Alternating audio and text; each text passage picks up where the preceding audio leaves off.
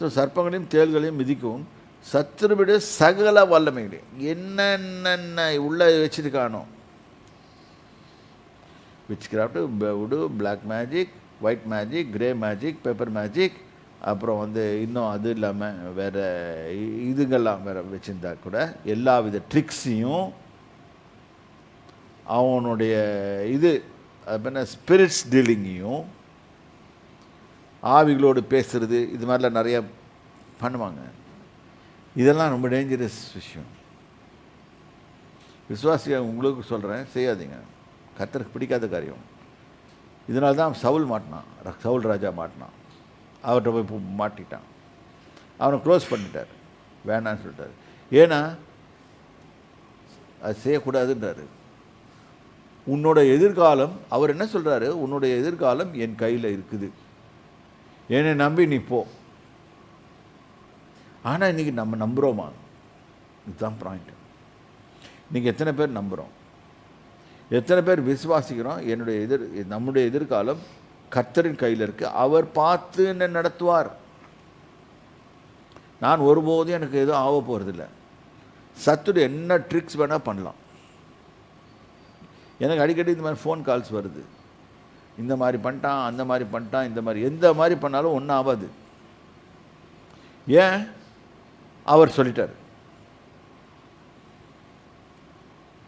Jesus said it, I believe it, that's all.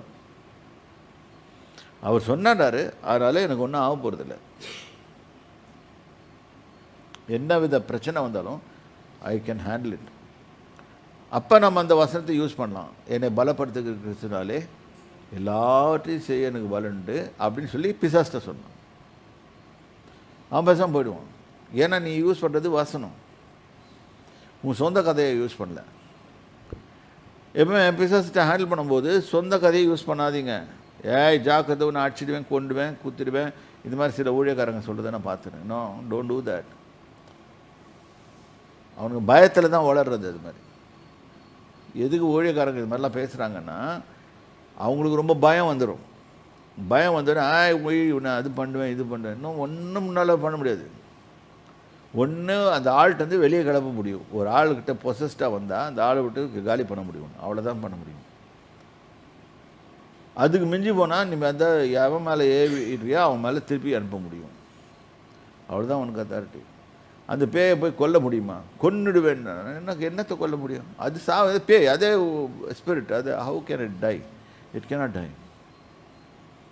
இப்போ யோசனை பண்ணணும் நம்ம. இப்போ ஆவிகள் சத்தனுடைய சகல வல்லமைகளும், அவனுக்கு வல்லமை கொடுக்கப்பட்டிருக்குது. அதனால தான் நோண்டுறான். அவன் ஒரு தேவன் மாதிரி வேஷம் போட்டு ஒவ்வொரு வீட்டில் போய் உட்காந்துக்கிறான். அது இல்லைன்னா இந்த மாதிரி படங்கள்லாம் வச்சு மாட்டி வச்சுக்கிட்டு எதுக்கு செய்கிறாங்க? தேவன் சொல்கிறார், நீ என்னை பார்க்க முடியாது, உன்னை தொழுது கொள்ள வேண்டும், ஆவியோடும் உண்மையோடும் தொழுது கொள்ள வேண்டும்னு சொல்கிறாரு.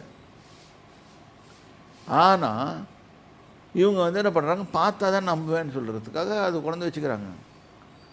அது சாமி கொண்டு வச்சு அதுக்கு ஒரு பூஜை கூட்டு ஒரு எலுமிச்சம் பழத்தை ப்ரெசென்ட் பண்ணி இவங்க செய்கிற தப்புக்கெல்லாம் உடந்தையாக வச்சு, அதுக்கு என்ன தெரியும்? கண்ணு இல்லை, காது இல்லை, எதுவும் கிடையாது. ரொம்ப பாவமாக இருக்கும் இவங்கள நிலைமை. அதுக்கப்புறமா ரொம்ப வேர்ஸாக போயிடும். அவனுக்கு என்ன பண்ணலாம்? ஒரே ஒரு காரியம், நேராக என்னை படைத்தவரே, சிம்பிளாக என்னை படைத்தவரே உம்மிடத்தில் வரேன், என்னை ஏன் படைச்சிங்க, நான் இந்த மாதிரி கஷ்டப்படுறேன்னு, எனக்கு ஒரு நிம்மதியை வாழ்க்கையை கொடுங்க, நான் எங்கே தவறுறேன்னு எனக்கு சொல்லி காட்டுங்க, நான் உண்மை நீ சொல்கிறத படி நான் செய்கிறேன், I'll obey you அப்படின்னு சொன்னால் that will yield the best result. இதை விட்டுட்டு நம்ம போய் வெவ்வேறு காரியங்களை பேச பேச பேச வீணாக பிரச்சனைகளை வளர்த்து கொடுக்கணும். வேதத்தில் ஒரு வசனம் இருக்குது, சொற்களின் மிகுதியில் பாவம் இல்லாமல் போவாது. ஈவன் ஜபத்தில் கூட நிறைய பேர் ஜபம் பண்ணும்போது ஒரு அதிக வசனிப்பினால் நம்ம ஜபங்கள் கேட்கப்படுகிறது என்று நினைக்கிறார்கள். இல்லை, எவ்வளோ டெக்கரேட்டிவ் ப்ரேயர் பண்ணால் கூட ஒன்றும் கேட்க போகிறதில்ல, கேட்கப்பட போகிறதில்ல. நீங்கள் எப்படி நடக்கிறீங்க? சரி, இதையும் சேர்ந்து படிச்சிடலாம். மத்தேயு 6ஆம் அதிகாரம் 7வது வசனம். அன்றியும் நீங்கள் ஜெபம் பண்ணும்போது அஞ்ஞானிகளைப் போல வீண் வார்த்தைகளை அளப்பாதேயுங்கள். ரொம்ப வார்த்தையை விடுறது கொஞ்சம் டேஞ்சரஸ். வார்த்தையை விடாதீங்க. ஏன்னா நம்ம ஜெபம் பண்ணுறதுக்கு முன்னாடியே அவர் எதுக்கு வரோன்னு தெரியும், அவருக்கு தெரியும், தேவனுக்கு தெரியும். வீண் வார்த்தைகளை அளப்பாதீங்க. அவர்கள் அதிக வசனிப்பினால் தங்கள் ஜெபம் கேட்கப்படும் என்று நினைக்கிறார்கள். நம்ம இருதயத்தில் இல்லது அப்படியே சொல்றாரு. எவ்வளோ லாங்காக, எவ்வளோ டெக்கரேட்டிவாக, எவ்வளோ அழகாக இந்த நடையில் நம்ம ஜெபம் பண்ணோம்னா கர்த்தர் கேட்பார் அப்படின்னு நினச்சிக்கிட்டு ஜெபம் பண்ணுறாங்களா, அவங்க ஜெபமும் கேட்கப்படாதுன்றார்.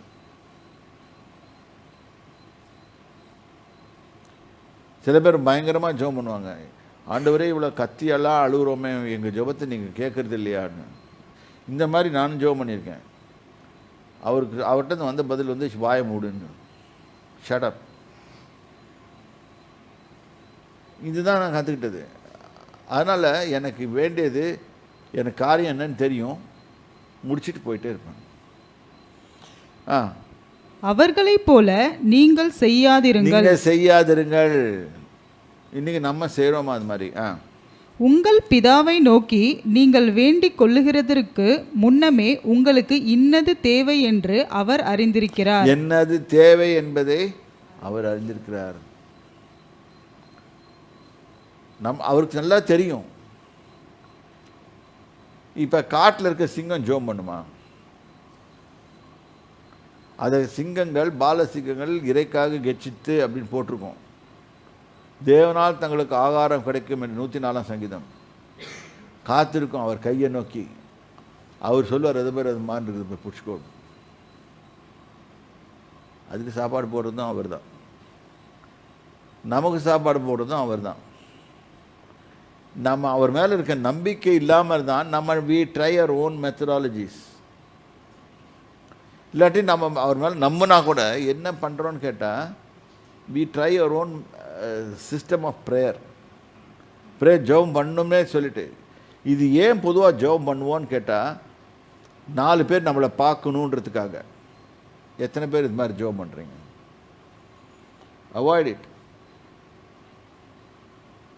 இப்போ இன்னொன்று கொஞ்சம் நல்லா இருக்கு பாருங்க, 5வது வசனம் பாருங்க.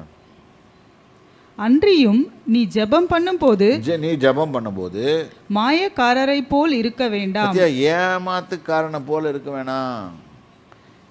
கர்த்தர் உள்ள வரும்போதே நீ என்னத்தை எப்படி இருக்கிற, உன் ஹார்ட் எப்படி இருக்குதுன்னு வே பண்ணி தான் உள்ள அனுப்புறாரு. மனுஷர் காணும்படியாக அவர்கள் ஜெப ஆலயங்களிலும் வீதிகளின் சந்திகளிலும் நின்று ஜெபம் பண்ண விரும்புகிறார்கள். இன்னைக்கு நம்மளுக்கு என்ன பிரச்சனைன்னு கேட்டா, எல்லா பாஸ்டர்களுக்கும் என்ன பிரச்சனை? மேடை பிரச்சனை. இன்னைக்கு ஏசுநாதரை பிடிக்கிறாங்களோ பிடிக்கலையோ, புல்பிட்டை பிடிச்சிக்குவாங்க. புல்பிட்டை பிடிச்சவங்க கதி என்ன தெரியுமில்ல? யோபு. அவன் போய் புல்பிட்டு தான் பிடிச்சான். என்னாச்சு? காலி பண்ண. இது மாதிரி நிறைய பேர் புல்பிட் இப்போ தான் வருவாங்க. ஆனால் புல்பிட் பைத்தியம்.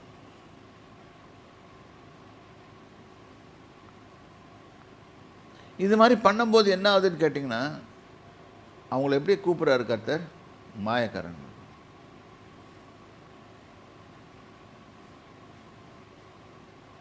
உங்களை யாரும் நான் சொல்லலை, ஓகே, ஜென்ரலாக அது மாதிரி இருக்கிறவங்கள சொல்கிறேன். நீங்கள் இல்லைன்னு எனக்கு தெரியும்,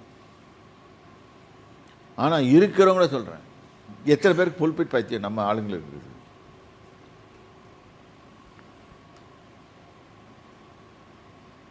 நான் இந்த வசனத்தை ரொம்ப விரும்புவேன். அது பார்த்துருக்கேன்.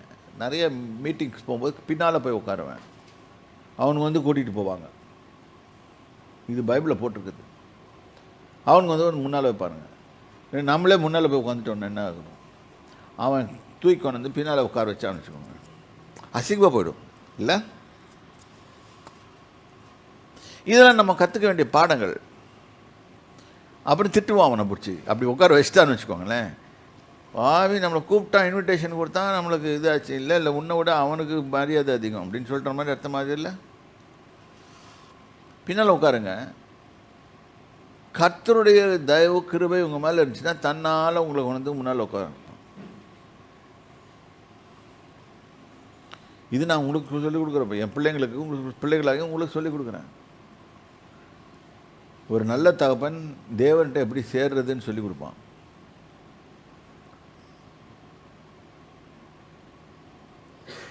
இன்றைக்கி மேடையை கட்டி பிடிச்சிட்டு இருந்ததுனால ஒன்றும் பண்ண முடியாது. ஐயோ ஐயோ ஐயோ ஐயோ ஐயோ ஐயோ ஐயோ ஒருத்தன் கேட்க மாட்டான். நீ முழங்காலில் நின்றுட்டு போய் மேடையில் நின்று வேறு மாதிரி கேட்பான்.